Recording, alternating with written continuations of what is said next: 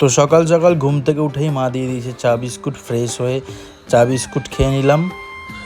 তারপর বাইরে বেরোলাম। বাইরে বেরিয়ে দেখি বুলুর কাণ্ড, মানে অস্বাভাবিক কাণ্ড করে ও দেয়ালে পা তুলে শুয়ে আছে। ওইটাকে ভাবছে শান, আর শানটাকে ভাবছে দেয়াল।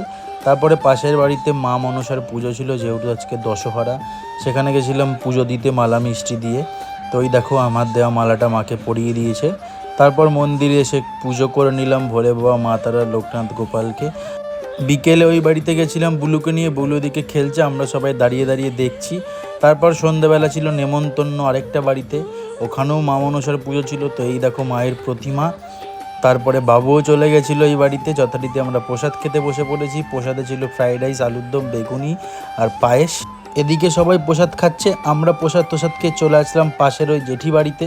এদিকে ছিল খিচুড়ি, লাবড়ার তরকারি, চাটনি, আর ওদিকে রনিও কিন্তু খাচ্ছিল।